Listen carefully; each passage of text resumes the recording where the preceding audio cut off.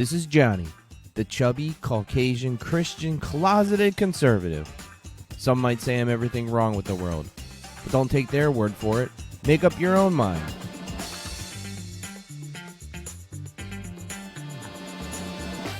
Good morning, everyone, and welcome back. I don't want to waste any time today. We've got a lot to get to, so let's jump right into some Fauci files.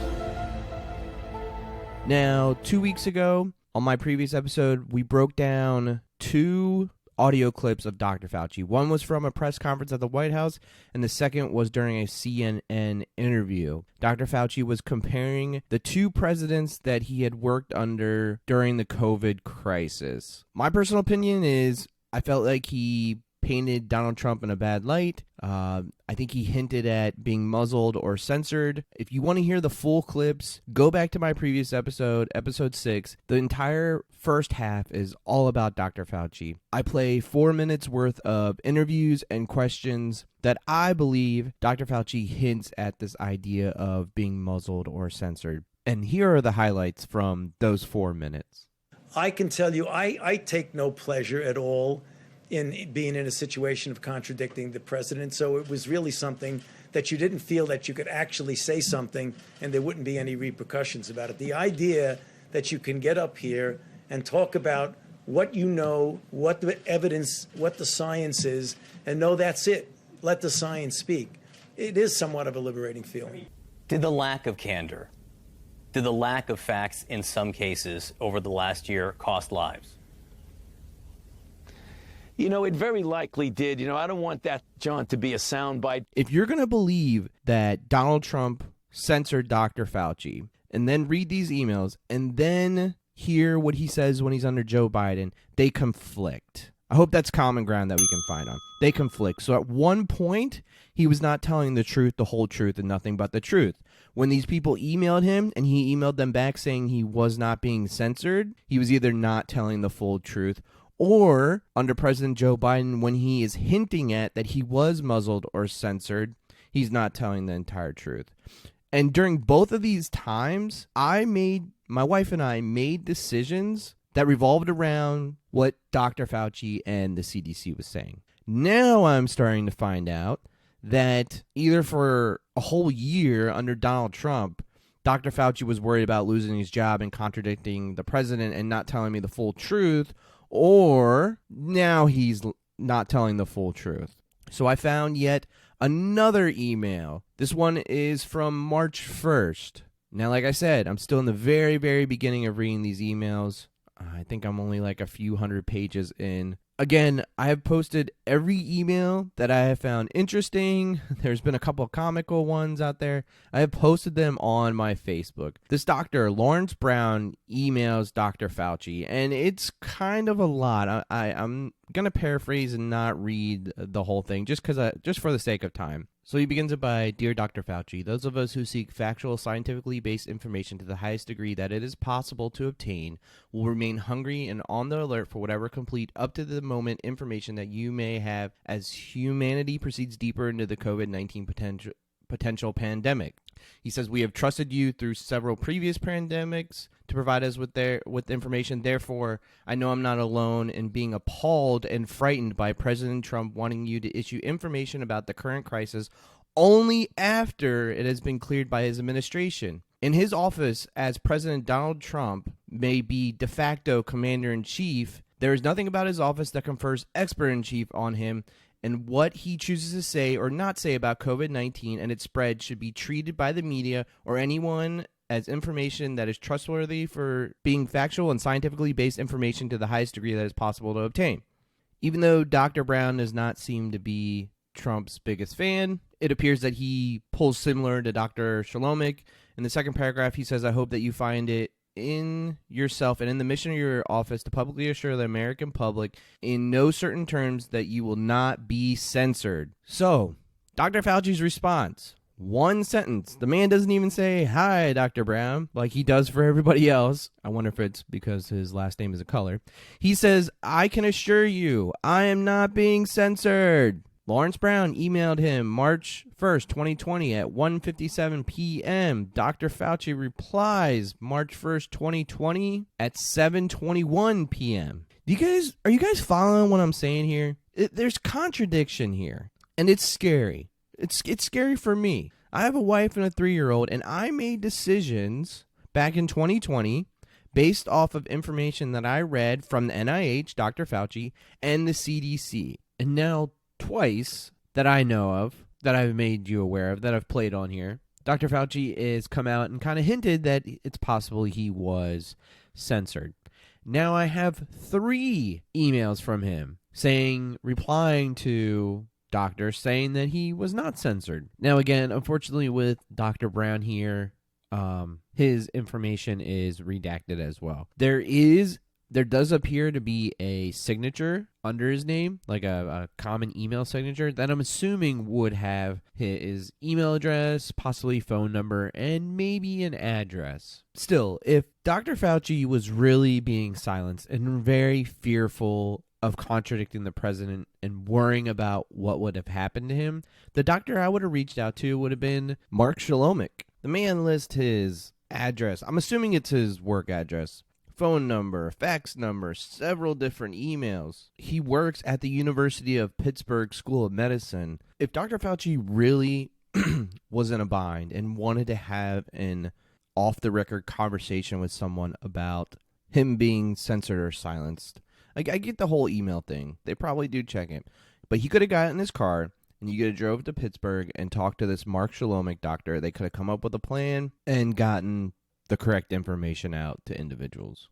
Again, allow me to state, I don't hate Dr. Fauci. Don't want Dr. Fauci to go away. I want to hear his opinion. I think he's a smart man. I think he's given a lot of good advice and sound reasoning to back up his theories. However, hopefully something we can find common ground on, and something that I really will passionately argue with you about is that everybody made mistakes in the beginning of COVID. I hope that's a fair argument. This would include Donald Trump, Dr. Fauci, Joe Biden, Nancy Pelosi, come on down to Chinatown. No one is perfect. There was only one individual who ever walked this earth who was perfect, and that was the Son of God, Jesus Christ. Which is why checks and balances are needed. So when one individual makes a mistake or has a wrong conclusion or theory, then there are checks and balances to even that out and keep us headed in a general direction. Unfortunately, with NIH and Dr. Fauci's position, that didn't really happen. And it's possible, based off of this doctor's cowardice, that we were given bad information in the beginning of COVID. I've read close to 200 pages worth of emails, and I only have about 3,000 more pages, so I'm sure we'll never come back to this. Let's get back to chewing the fat about Kamala Harris and the border. So before this episode, I actually did break down a timeline. So let me just give you a quick recap. I'm not going to play any audio. I've played audio in the past of basically Kamala Harris is getting assigned the border and stuff like that. March 22nd, Kamala Harris was asked when she was about to get on Air Force Two. She was asked about the border, and she laughed it off and said, not today. March 24th, Kamala Harris was put in charge of the border by Joe Biden. Kamala Harris stated that she was going to walk and chew gum. These are places that she was at and decided not to go to the border during this time. March 26th, she was in New Haven, Connecticut. The night before this, a 9-year-old drowned in the Rio Grande. Now, she had only been in charge of the border over 48 hours, but my question that I would present to you is, can we blame Kamala Harris on this 9-year-old's death? I have a feeling if this was Mike Pence, there'd be a lot of people out there saying, yes, this 9-year-old's death is Mike Pence's fault. Between March 27th and March 31st, she was in Washington, D.C. 2 days after that, March 29th, Ted Cruz and several other Republican politicians would go down to the border. Ted Cruz would actually take a video from inside one of these facilities that are holding the illegal immigrants for processing. And as he's taking the video, I'm going to play the audio of it, but as he's taking the video, there's a female who is attempting to block the camera. There's people everywhere sleeping in like those NASA blankets behind like the thin like plastic hanging from the ceiling to the floor, and there's people everywhere. I wouldn't say they're necessarily stacked on top of each other, but if I had to go to the bathroom, I'd be a little worried about tripping over someone. Please respect. Please give dignity to the people. Please give dignity to the people. So you worked for the commissioner, your senior advisor. You were hired 2 weeks ago, and you're instructed to ask us to not have any pictures taken here. Please respect the people, because the political rules. leadership at DHS does not want the American people to know it. Please respect the You rules, keep sir. standing in front of the pictures, so Please you don't want the respect the pictures rules. taken. The rules are arbitrary, and Please they're respect designed the to rules keep and the give American the people in the dignity dark. and respect. That's all we ask. Well, Dignity no, it's and not. respect. You're asking, is this Please- dignity and respect? Look at Please these people. give There's dignity a and pandemic. respect to the people. Let me ask you, there's a I pandemic. respectfully ask you, sir. There is a pandemic. Is Full-hearted, this respecting the rights of these full-heartedly, kids? I ask you. Please Are you respect respecting the people. rights of these This kids? is not a zoo, sir. Please don't treat the people. You're right, and this is a As such. dangerous place. Please don't treat the And people your like policies, this. That's all I ask for unfortunately, you, are sir. trying to hide them. I understand That's you all were I ask instructed you. when 18 I senators ask you came to down please here. respect the people, give them dignity I and respect them, and I respect. want to fix this situation. We all wanna and fix the it, sir. We administration don't you're want working this to for is happen anymore. responsible for these conditions. Please respect the people with dignity and respect, And sir. I ask you to respect the people as well. This I am is not respecting you. respect. I am respecting the This people. is not respect. Now, when I first heard this clip, when I first saw the video for this, it startled me. It scared me a little bit. I'm very fearful of socialist, like big government type thing, and the fact that Ted Cruz, who is a senator of Texas, was in this facility in Texas in his own state and was being told that he couldn't take photos of a government regulated funded building. It's kind of scary. I really wouldn't consider that transparency. Is that something we can find common ground on? Now, the other senators who were there, there were some who were not Texas senators. They're not going to have the Texas people in mind when they're hopefully, when they're voting on regulation policies in D.C. Hopefully, they're going to think of their own constituents in their own territories. But Ted Cruz is a Texas senator. He represents those people, those individuals. It's a little scary when we start telling people who are responsible for checks and balances in certain areas that you can't even see here. You can't look here. It's very, very scary. I also had some liberal Linda and liberal Larrys tell me that this was a publicity stunt, that this was some photo shoot. And yes, it was a publicity stunt. They definitely went down there to show up the Biden administration. But I'll tell you what, some of those videos of them along the edge of the Rio Grande and on like the actual boat out in the river, interacting with smugglers and coyotes and people coming over. I mean, they actually they don't have conversations with them, but they're yelling at each other.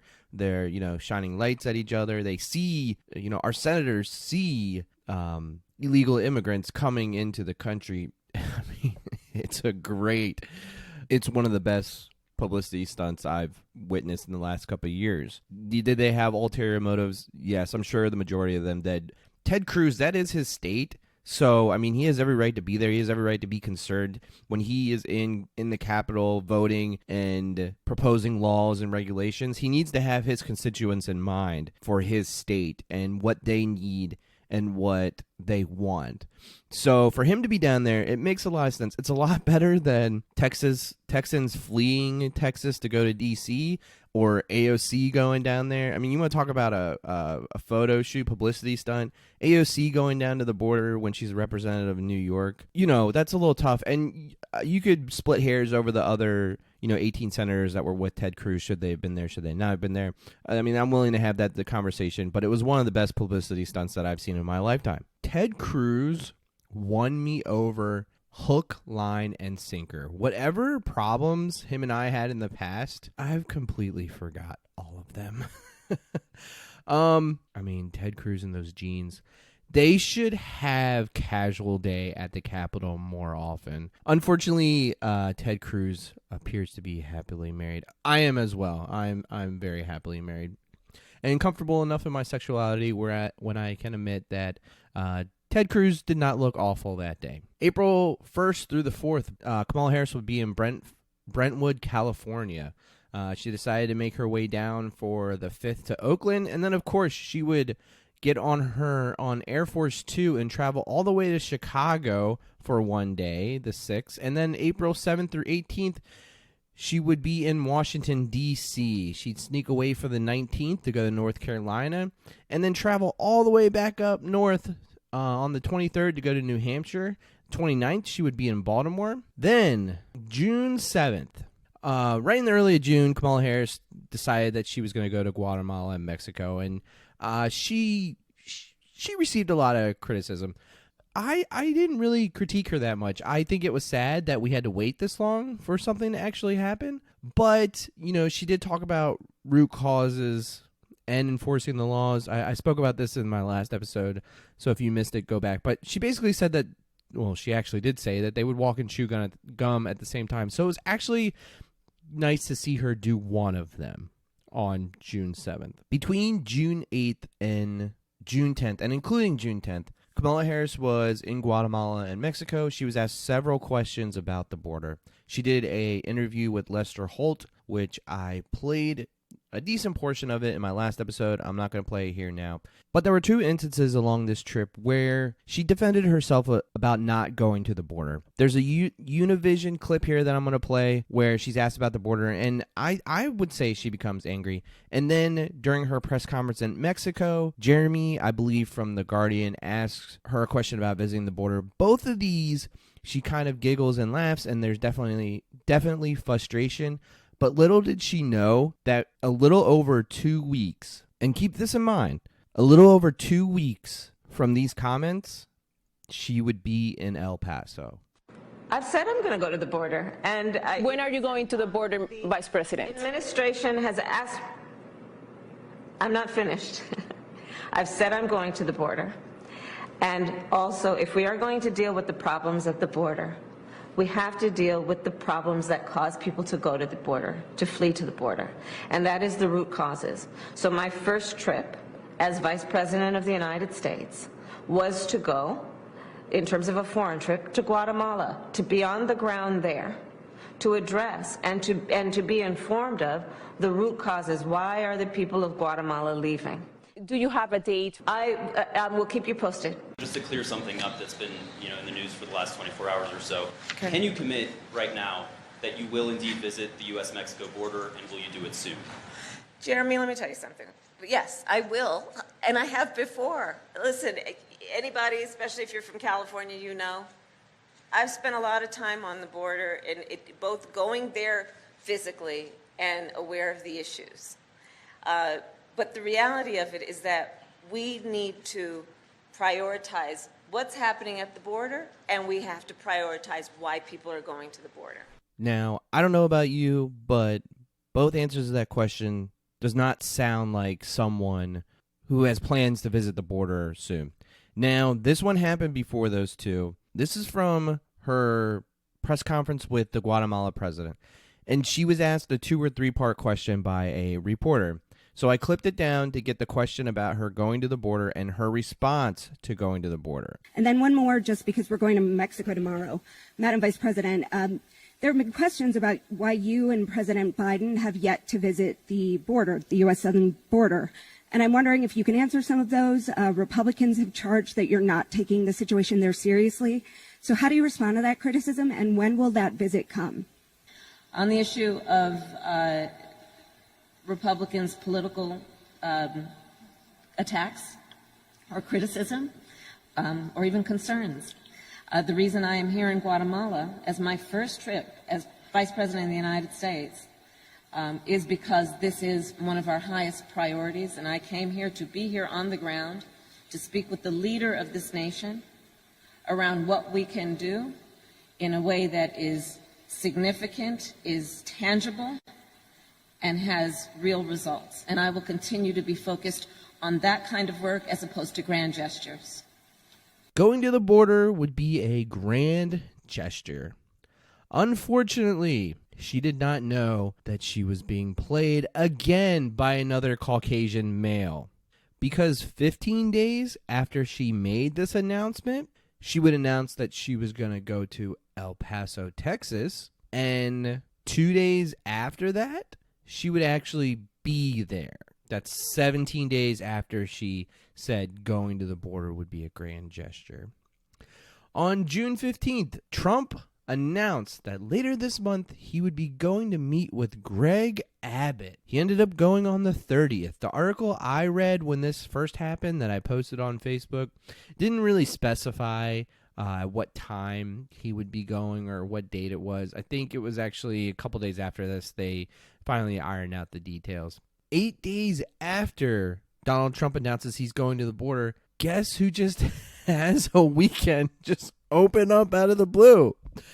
Kamala Harris announces on June 23rd that she's going to the border, and 2 days later, on June 25th, she will actually be in El Paso, where this crazy lady introduces her. Well, good morning, everyone. Welcome to El Paso. Welcome to my community, to the new Ellis Island, to the capital of the border. I am standing before you with a heart full of gratitude. Madam Vice President, thank you for being here. So grateful to Secretary Mayorkas, to Chairman Durbin, and to all of you for making the journey. This is a really important day, and I have a heart full of gratitude because we finally have an administration willing to tackle the big challenges that our country has dealt with for decades, willing to tackle challenges in a meaningful, thoughtful, strategic, compassionate way. And that means starting with root causes and understanding what's driving people from their home, what's making them arrive at our nation's front door. And El Paso's front door is one that has always been one of dignity and humanity and compassion.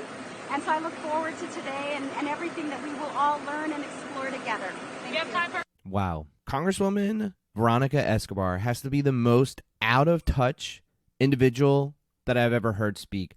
The only good thing, the only refreshing thing about this introduction and her comments here is that she is standing next to Kamala Harris, and it's nice to see someone standing next to Kamala Harris know a general location of where they are and the names of the other people in the room, and they don't get them confused with their wife. Congresswoman Escobar used a lot of descriptive words when describing the situation in her community.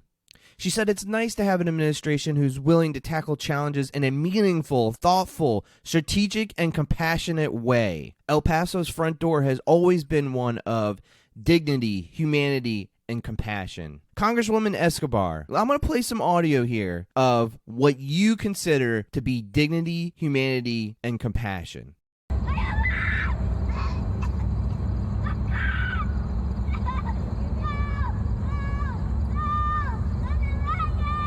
This time, it's a 5-year-old boy seen pleading with smugglers not to leave him after being dumped just steps from the Texas border.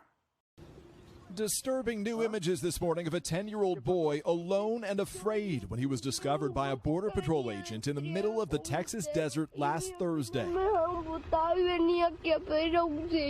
The boy's tearful plea, "I came with a group and they left me and I don't know where they are."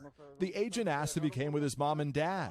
"No one," he says. "I came here to seek asylum," explaining he doesn't know where to go and fears getting kidnapped or robbed. Just days ago, this stunning surveillance video showing a smuggler dropping a pair of sisters from Ecuador, only 3 and 5 years old, over a 14-foot border fence, the smuggler quickly running away. Fortunately, neither child was hurt. A shocking discovery for an area couple, 5 unaccompanied migrant children abandoned on their property. They found the children over the weekend at a ranch off Highway 277 between Eagle Pass and Del Rio. The ages of the 5 girls range from 7 years old to just 11 months. No one with these children dumped out on the side of the river here on our farm. With frustration in her voice. If this doesn't make you mad and want you to take to the streets, I don't know what will. Katie Hobbs recorded the situation unfolding right in front of her. And then we found them laying over here. They were crying. They were scared. They didn't know where their parents were. My husband called me on Mother's Day morning about 8:30 and sent me a picture of 5 little girls laying in the dirt on a dirty blanket down here on the river. He thought one of them was dead. Babies. These are babies. Hobbs said her husband finished his evening rounds at 6 the night before and didn't find them until early the next morning. They were here all night alone. Jimmy said they were weeping and crying when he found them. And they stopped crying when they realized they were going to get some help. Our summers are about to get brutally, brutally hot. And it is going to be a killing field if something is not done. That's a big old pile of dignity, humanity, and compassion. Don't think those are the words I would use to describe it. But then again, I'm just a chubby Caucasian Christian closeted conservative.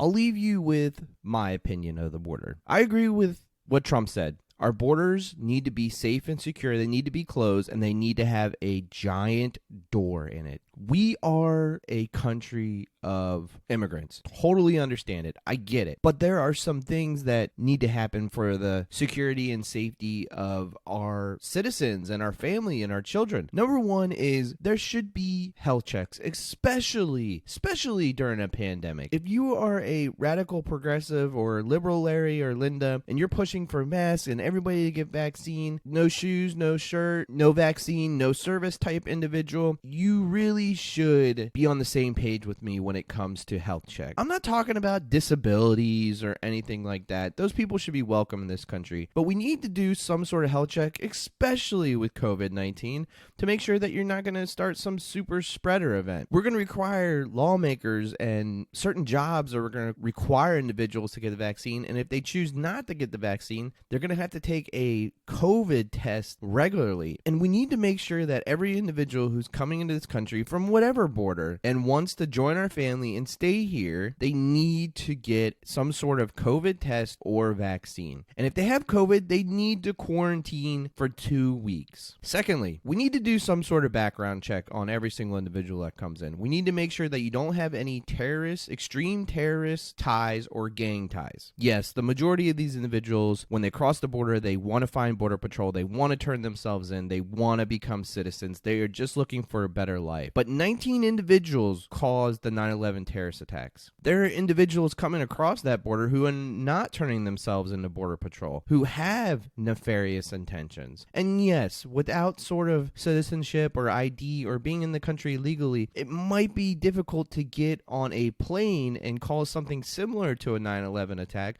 but there's a lot that can happen on the ground. So we need to make sure these people need to be vetted, and we need to make sure that they don't have any radical terrorist or gang ties, that they don't want to cause violence in our country. And lastly, I know this is going to piss off every single liberal Larry and Linda out there, but we really should make sure that these people want to support themselves, that they need to be able to support themselves. We don't have the money or the resources to support every single individual who comes across that border. Now, the people who are legally coming over, searching for a better life, whether they're seeking asylum or running from a bad situation, I don't really care. But if you're coming here legally and you don't have any nefarious intentions, we get you healthy and you just want a better life. You want to work towards the American dream. You want to pay your taxes and you want your children and your family to live in the greatest country that God ever gave man, then you are more than welcome to join our family. And maybe the pathway to citizenship in the United States should be a little more lax than it is. Maybe it is too difficult or too expensive. But the thing that scares me the most are the people coming across